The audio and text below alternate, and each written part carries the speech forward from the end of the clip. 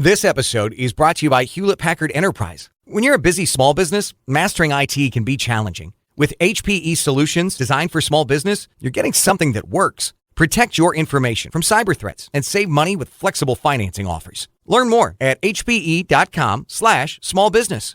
This is Without Warning. Warning: the following episode contains details about sexual violence and elements that are graphic in nature.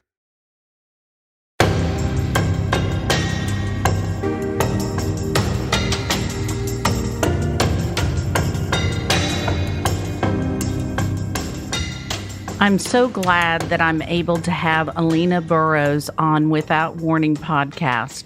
Alina's a former CSI Senior Applications Engineer expert. After a 12-year career as a crime scene investigator, Alina joined Faro Technologies.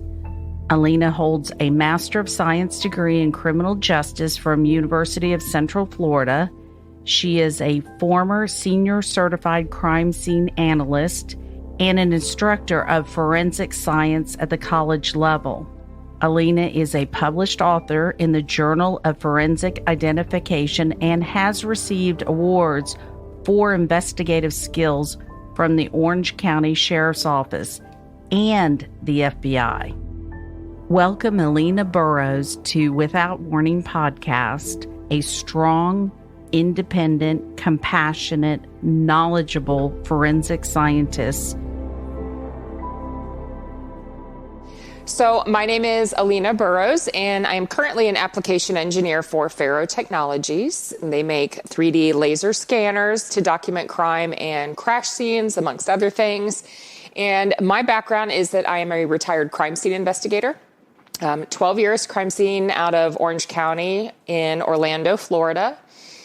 And we had our share of major cases that came through, Casey Anthony and the Pulse shooting, and unfortunately, I think we've become quite synonymous with some of those cases. But that's a little bit of my background, and what brought me to Faro was just a passion to really elevate the crime scene game. And what I've frequently said is when I started crime scene in 2003, we used tape measures. That was our standard method of documenting a crime scene. So it is now 2019, and there are probably 80%, 70% of agencies that are still using the same equipment to document a crime scene in 2019 that we were using in 2003. And that's not okay. Crime scene is one of the most rapidly evolving fields outside of medical science, and we have to step it up. And we can no longer use the excuse of, well, that's the way that we've always done it, because there are new ways to do things that give our juries more information, more evidence, and we have to make that the new standard. So I came to Faro Technologies, and I'm a trainer there, and I basically train law enforcement, crime scene collision experts, military, any type of public safety officials how to implement laser scanning into their documentation, and how to make end products for court, end products that get discussions going with state attorneys, district attorneys, or even internally to the agency. So it's just, it's time that we hold ourselves to a higher standard, and I want to make that happen. Going from the tape measure to the Faro machine means that you're getting a more accurate investigation. Is that correct? Absolutely. So laser scanning, depending on the scanner that you choose, is anywhere from 3 to 1 millimeter of accuracy. And that is way more than if I gave a tape measure to a room full of 6 people and I asked them to all measure the same thing. I'm going to get 6 different measurements because people round differently. They hold tape measures differently. Tape measures are also not exactly perpendicular to what you need to measure. So there are all kinds of human errors that tape measures don't take into account where the scanner does. And tape measures measure one thing, and the scanner is going to capture the entire scene, whether or not you recognized you needed to take a measurement at that time, or whether or not you recognize the importance of an item of evidence at that time, it's still captured. It is difficult to work in crime scene and talk about cases, but you brought up 2 cases, the Casey Anthony case and the Pulse mass shooting. If I don't ask you about it, I will get mail, tweets, and Facebook messages. As hard as it is, would you mind talking about those cases? Sure. So I'll start with the most recent. My involvement in the Pulse shooting, because I had already retired. I retired from my crime scene career in 2015. And when the Pulse nightclub shooting happened, a state of emergency was declared in Florida. We had 49 victims, and that's oftentimes larger than what a local morgue can handle or medical examiner's office. So when they declared a state of emergency, I'm on the state response team called FEMRS. And FEMRS is the state version of DMORT, if you're familiar with the Disaster Mortuary Operations Response. So FEMRS is Florida's Emergency Mortuary Operations Response Team. So we came in and they look at everybody's background as to where you would be best fit. The jurisdiction of the scene investigation itself is still going to rest on city, county, or state, whoever decides to take that over. But I was stationed at the District 9 Medical Examiner's Office, assisting with the autopsies of the 49 victims. So our main goal at that point, and the main goal of our team, is to identify. Because any type of investigation, any type of path you follow, clues or evidence starts with who that individual is. And it's also what brings closure to families. And I can't imagine the pain or the turmoil of not hearing from a loved one and just not knowing where they are, if they're in a hospital, if they're unconscious, if they're gone. So our goal was to get in and identify as quickly as possible. So we responded on Sunday. The shooting happened Saturday night into Sunday. And by Sunday, we had set up our operations. We have two sides of our team. We have one group that interviews family members and takes pertinent information. What were they last wearing? Do they have scars, tattoos, anything that we could use to identify? Because in these mass casualty incidents, panic ensues. So women aren't going to be carrying their purses that have identifications, and men might not necessarily have wallets or IDs in their pockets. So we have one side of the team that investigates from family member information, and we have another side of the team that processes the bodies and basically escorts each body through as they get a full homicide autopsy. So any jewelry or personal effects are photographed, taken into consideration, x-rays, all of the DNA standards that are taken, everything. So I was at the morgue and assisted on the 49 autopsies. Wow. I can't even imagine going through that process and doing that work. How are you able to handle it on a personal level? What does it do to you personally? So I had been a crime scene investigator for 12 years already when Pulse happened. And I think when you're a crime scene investigator, you deal with PTSD in a couple of different ways, right? A, you're surrounded by other people that live that same life. So you are open, you can talk about those things, how you felt. There are certain things that will strike you. For me, hearing a victim's cell phone ringing when I know that they're gone, but their families don't know, is what strikes me the hardest, because it feels unfair. I shouldn't know these things before somebody else that loves them knows these things. With Pulse, it was particularly hard because nothing that you do is going to prepare you for 49 victims. And not just 49 victims, but 49 victims that just merely went out to have fun. There was no ill intent. There was no way that we could have justified, the shooting from happening. It was 49 people that left people they loved to go have fun, to dance, to be with each other and kind of escape the stress of life. And that's a hard pill to swallow. Especially when you're working it during the day, you come home and you see it on the news. And it was almost like, I don't want to hear the stories. I can't hear their names. I can't know their attachments and their family members, because it makes it very difficult.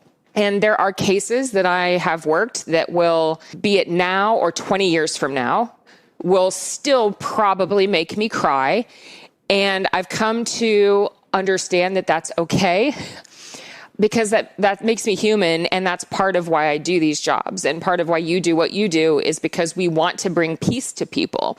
We can't change the fact that these crimes have occurred.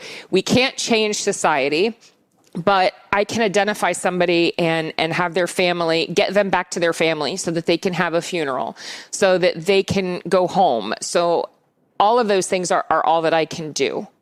And I would be lying if I said it did not affect me. Of course, it's going to affect you.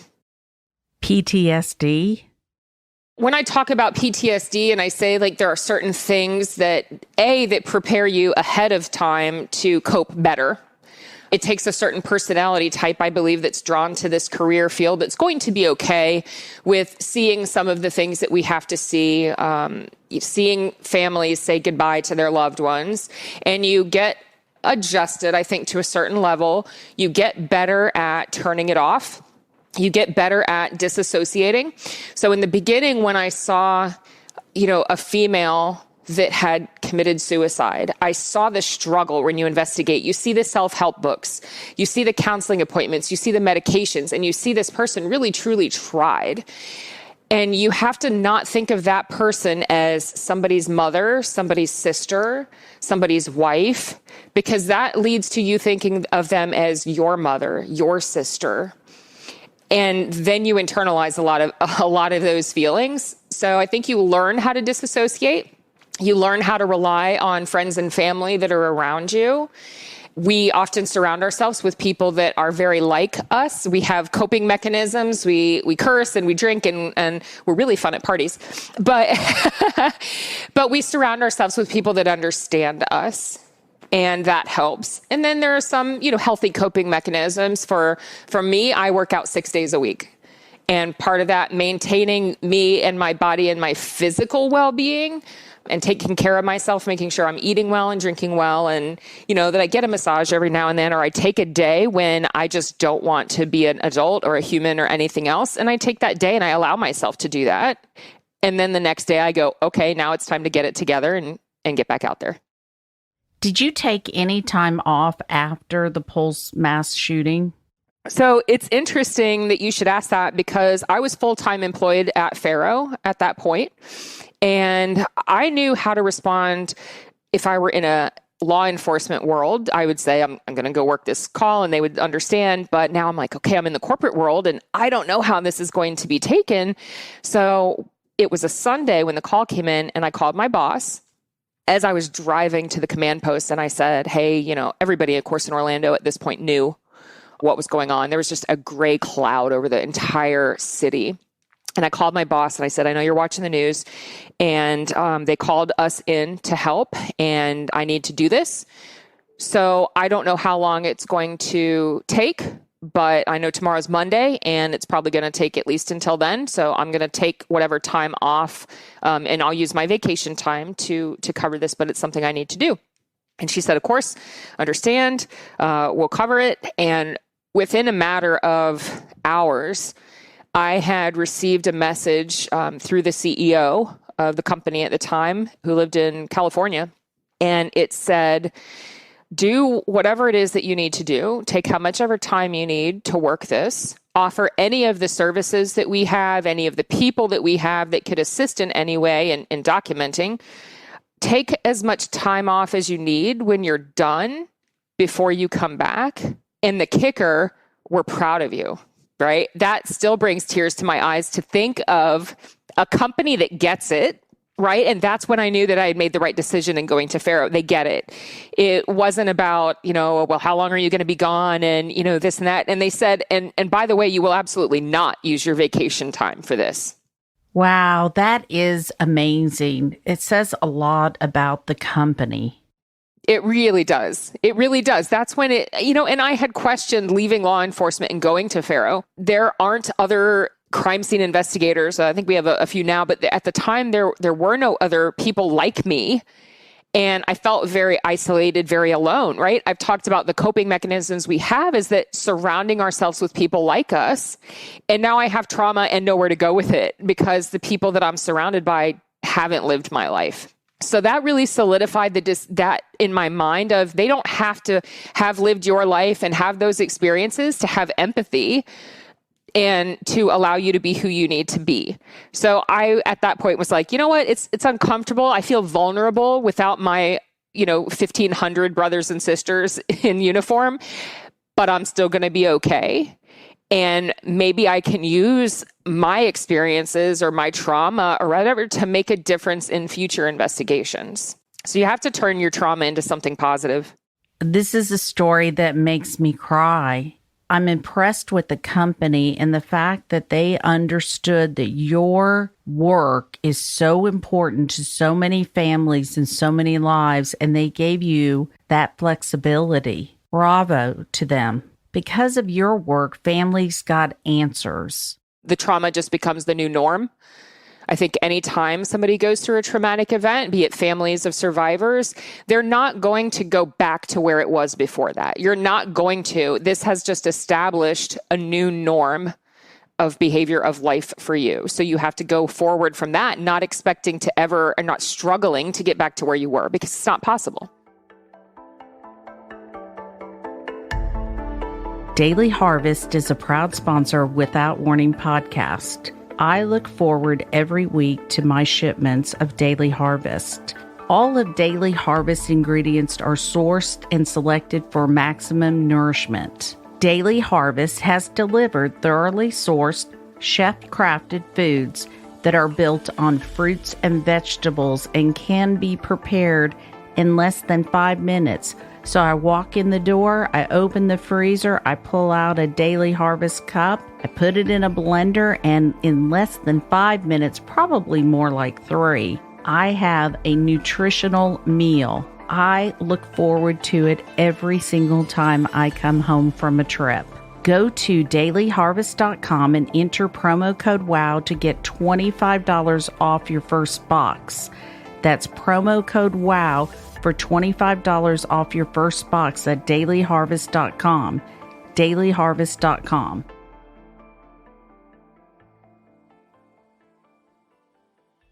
The Casey Anthony case. Sure. So we're hitting on the two today that pretty much will make me cry no matter, I think, when I'm 80 years old on my deathbed, I think I will still cry. So yes, Casey Anthony. I took the first phone call that came into the forensic unit. And I remember they called and said, we've got a car and we need to tow it to the sheriff's office. And at that point in time, we had a very limited amount of space for vehicle storage at the sheriff's office. So they had to meet certain criteria. If they were going to come to the sheriff's office, it needed to be a homicide case, an officer-involved shooting. Otherwise, we had secured towing facilities all over the county.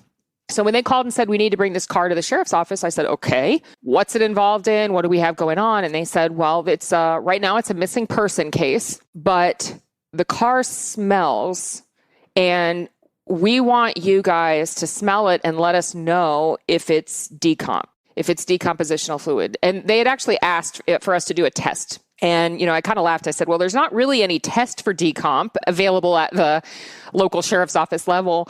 I said, aside from having all of the investigators go smell it, because we've all done this. Combined in that unit had at that point in time something like over 85 years of crime scene experience. And if you've ever smelled decomposition, you know that it is a very unique odor. It doesn't smell like anything else. It doesn't smell like pizza. It doesn't smell like trash. It doesn't smell like a dead squirrel. It doesn't smell like anything else. It's a very unique scent. So all of the investigators went out into the garage and said, oh, yeah, I have no doubt in my mind that's decomp. There's something has decomposed inside this car. And we even had another investigator who was not there when the car came in and didn't know the intention of bringing the car in, who just walked past and said, man, who brought the decomp car in? Without even knowing the background of the case. So at that point in time, it was just a missing person case, but it was suspicious because of the odor in the car. And little did I know that car was going to live in our garage for, I think it was almost a year, if not more. So that was where, the sheriff's office became involved in this case, and everybody saw it develop in the news, just like we saw it develop, right? Missing person, suspicious behavior on mom. And anytime they have a missing child, there's an immediate list of suspects. All right. We know that it's typically family or some way related to the child, maybe baby's daddy, but some way, somewhere close. Typically, people don't just come into a middle-class white neighborhood and just steal and murder a child. It just doesn't happen like that. So they started looking at the behavior of mom, which was a little bizarre, I would say, sociopathic, I would definitely say. And it was missing person. We had done multiple search warrants at the house. Initially, we're still trying to find who took the child. The Zenaida Gonzalez story, of course, came out, and we were trying to do anything and find anything in the house that Zenaida could have touched so that we could get fingerprints. We could find this person. So we weren't immediately just tunnel vision looking towards the Anthony family. It was, okay, if you tell us that you left this child with the nanny, what were the things that you brought to the nanny's house when you brought the child? Where was her backpack? DVDs, right? Every kid goes with a backpack full of DVDs to anybody's house. Where are the DVDs? Where's her, whatever gear she slept on? She slept on an inflatable bed. Where's the inflatable bed? Where's the pump for the bed? All of these things that we're trying to process for fingerprints. So I ended up processing those items for fingerprints, and I got none that weren't Kaylee or Casey's. So it didn't give us anywhere else to go. And the detectives were doing their side of the work. We were doing our side. We got called out initially to search the backyard of the residence. We had cadaver dogs out there. There's footage, helicopters flying over the house, and all of us kind of descending upon the backyard. And it was the family was very helpful. They wanted their grandchild back. So they were helpful at that point. And as soon as we brought shovels out and tried to even put a shovel in the dirt, we realized we couldn't. The backyard was so thick with bamboo that you couldn't dig a hole in the backyard, which come to later find out that Casey borrowed a shovel from the neighbor and then returned it promptly. Made sense with that. If she had tried to initially bury her in the backyard and dig, would have found that she could not have and would have given the shovel back. It would also explain why a cadaver dog hit on a certain area in the backyard. She might have brought her out there with the intention of burying her, and then when she couldn't, went, now what?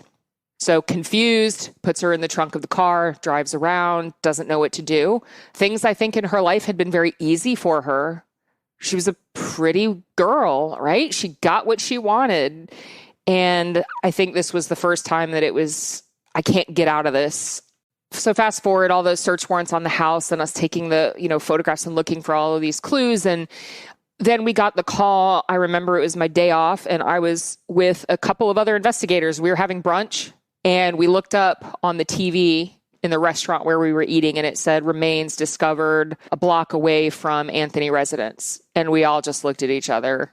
And at that point, the meter reader who had gone into the woods to urinate was his story, then had found a skull that had duct tape around the mouth portion of the skull.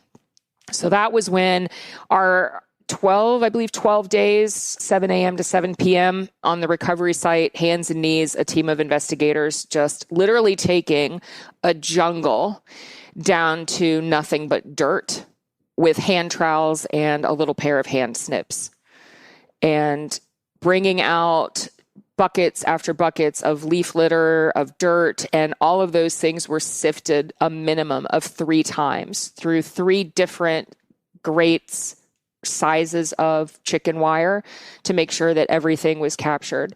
And I equate this, we're talking about a child, right? Very small bones that had been in that area for probably about a year. All of the specific facts of timelines have kind of blurred out for me, but I equate it to if you just took a handful of Tic Tacs or something very small and threw it into the woods, what would your likelihood of going back a year later and being able to find them all, considering rain, flooding, drying, animal activity, all kinds of things. So we took it very seriously, and we're out on that scene for 11 or 12 days, for almost 12 hours a day. We did grid searches. We went out at night with alternate light sources because bone will often fluoresce under UV lighting. So we waited for dark and then searched a second time under alternate light source. Very proud of my team, right? It was a team effort. And because I retired, I can talk about it, which is the reason that I think people ask me about the case. But it wasn't me. It was a team of probably 50 people when it comes to detectives and road patrol and crime scene and everybody playing their little part. But that was hard too. You go home and you see her on Nancy Grace singing You Are My Sunshine, and you know that 3 hours earlier you held her bones in your hands and you own that. And even though all of us knew that it was her, I remember the day the medical examiner, Dr. G, had done a press conference to do the DNA results, the release, and say that it was Kaylee. And we knew it was, and they told us ahead of time that it was. And then when it came time for the press conference, we were still at the recovery scene. We were still working. We all took a break and went inside the mobile command post, covered in dirt, covered in sweat. One of the girls was pregnant. I had poison ivy. I was going back and forth to the Centricare because I had poison ivy under my eyes from wiping the sweat. I had it in my ears. I had it all over my stomach and my forearms. And we all just stood around and cried. And I know that even though the results weren't what we wanted, we did everything that we could for her. And if the result of that is that a mom hugged her child a little tighter, maybe thought twice about disciplining her child or yelling at their kid, or was maybe a little more patient with their child, or felt a little bit more grateful, or got out of a bad situation with somebody because it put their child at risk, then that's the good that I think came out of everything, right? Did it turn out the way that I thought it would or that I wanted? No, but that is not my job. And religion or not aside, forensic evidence speaks for itself, right? Only the interpretation can fail. We did what we did. We brought forth the physical evidence. We had everything that we needed. We can't make people understand the science behind what we did. We can't make people understand that we're not biased. And we can't make people see the entire case when, and one of my pet peeves, is that jurors don't get all the information. Jurors make life and death decisions based on a very small piece of a case. There are many, many things that we knew as investigators that the jury did not get to know. Why? Because it was against somebody's character, it was damning, it was this or it was that, because the science of the odor in the trunk of the car and the air samples we took was deemed junk science. They don't get all the information, which is another reason why Faro and why laser scanning and why improving and holding ourselves to a higher standard and stepping our game up is so important to me, because jurors deserve to see the picture, all of the picture, not a concept that was painted by each side of attorneys, right? They're going to each paint the picture they want you to see. And then you have to pick from both of those sides that have already sifted through information. And I think juries need all the information to make these decisions. And they need information presented to them in a fashion that makes sense and doesn't make them make guesses. If they see two photographs in court, they don't know the spatial relationship, how far apart those things were. If they look at scan data, they can walk through a scene 3D, through fly-through videos, through virtual reality, and they go, okay, that's really far, or that's really close. Because the average person, me included, and I've been in a measurement career for, it's over 15 years of my life. If you ask me to estimate what 47 feet looks like, it depends on the day how accurate I'm going to get. And that's me in a measurement field. So what is our average juror's ability to estimate what distances are? If I get on the stand and I testify it was about this far, they don't have that capability. And it's not through their fault. It's through our fault for failing to explain and show things in an understandable fashion. Great transition into the Faro machine and technologies. I would like to set up what happened and how we used it in Mississippi in the Andriacchio case. A Faro machine was used in the bathroom and all the measurements were done. That I wanted to know was the trajectory of the gun, where Christian was when the gun was shot. I wanted a comparison of what was told in the police department and was it possible or not possible, based solely on the science. To give a brief background for people that aren't familiar with Faro or know what it is, it's a 3D laser scanner it's a very small piece of equipment. All in all, I think it's 10-ish pounds that mounts on top of a tripod, and inside is a laser. The laser is reflected off of a mirror that spins very quickly, and that disperses the laser beams throughout in this case, would be the interior of a residence. As soon as the laser strikes an object, that data is reflected back to the scanner, and the result is a virtual copy of your scene. We also refer to it as a point cloud. So it's a cloud of millions and millions of points that make up the scene. And the scanner is capable of capturing up to 976,000 points per second. So think of measuring or creating a diagram and locating each one of those points with a tape measure, right? So we can do this faster and create more data. The best thing about creating this virtual scene is that it sets us up for a lot of other analyses that we can do. We can do trajectory analysis down the road. If we have blood spatter, we can do blood spatter analysis down the road. If we have virtual reality, and it's important for you to be able to physically stand in that scene and place yourself at a certain height, you can use HTC Vive, Oculus Rift, whatever, and go inside the scene virtually. So as investigators, just an extremely important amount of information. With traditional crime scene documentation, you have one shot. You have one shot to capture the photos you need to collect the evidence that you need, and that's while the scene is still secured by law enforcement. Once it's released, that shot is gone because the scene could have been altered in any way. So this gives the crime scene investigator a little peace of mind that the entire area has been captured and we can revisit it at any point in time. Now, as an investigator, we do not have all of the information. In that hour after the call comes in, that 2 hours maybe, or that small window where the investigators are on scene, we have a fraction of the information. Information becomes available days, weeks, months, years after the fact when somebody that didn't want to talk now feels like maybe they want to talk. And it could be because they need to get right with their God. It could be because the threat is no longer on them, right? They didn't feel safe in saying something. So maybe that threat's now gone and it's years later they can talk. It enables us to then, whenever that new information comes available, revisit the scene in its entirety and then say, okay, why is this like this? Whereas traditionally, you would have had only what you recognized as important at the time that you were on the scene with minimal information. In Christian Andriacchio's case, we took the Faro machine and scanned the bathroom and went off of the pictures. Based on that, what information would we be able to gather and get scientifically from doing that? Can you tell the height or angle of the person that shot the gun? So you can tell a lot of things on, after the fact, as long as you've got the scene that has been scanned, right? And yours is more based on the layout of the room than the physical things that were in the room. So yours, whether or not you went back 5 years later, probably didn't change a whole lot, right? We still have the structure, the walls, the doors, those are the important relevant features.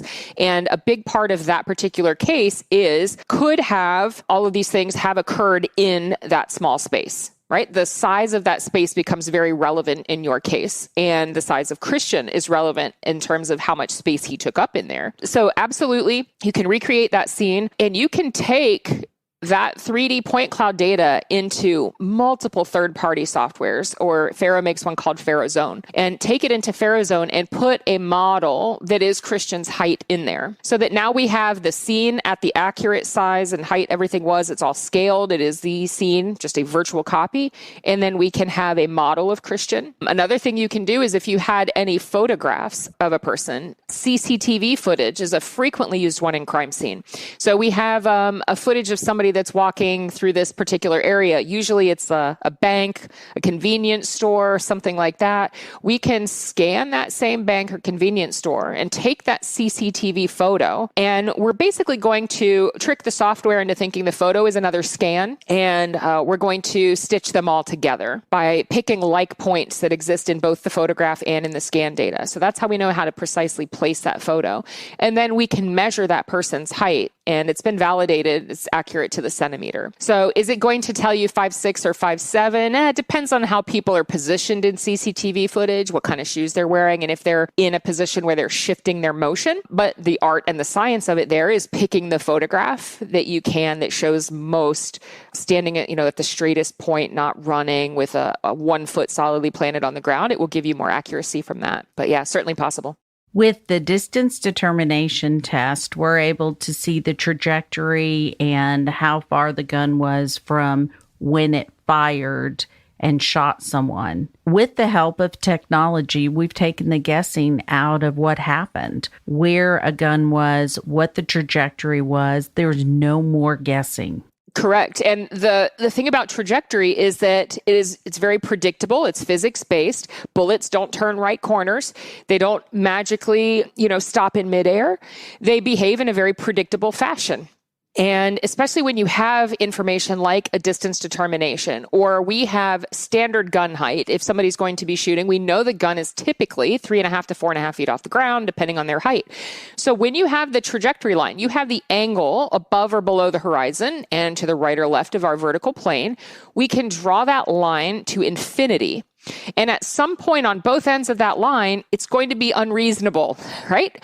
Either the person is below the floor at one aspect, or they're 18 feet in the air on the other end. So we can narrow it down to where does our average gun height meet? And with your distance determination methods, where does all of that information fit? And it gives us a likelihood of where somebody was standing.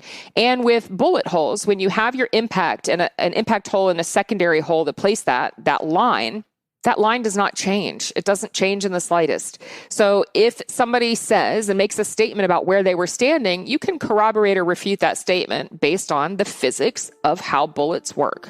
Science doesn't lie. Science doesn't lie. That's the beauty of physical evidence. It either is or it isn't. My next episode is with Howie Kahn, the author of Becoming a Private Investigator, the Masters at Work series. Howie shadowed me and Mark Gillespie, along with other private investigators, to write this book. Join me as I turn the tables on Howie and interview him. Listen to what Howie thinks about Lauren Agee's case and Jonathan Crew's case and meeting the parents and what it has done to him personally. This is a must-listen episode. Also, go to my Facebook page, Without Warning Private Investigation, and learn how to win a copy of Howie Kahn's Becoming a Private Investigator, the Masters at Work series.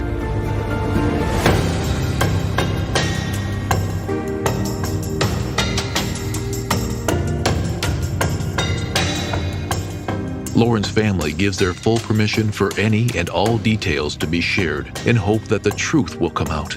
If you know anything at all, call 1-888-599-0008 or email tips@SheilaWysocki.com.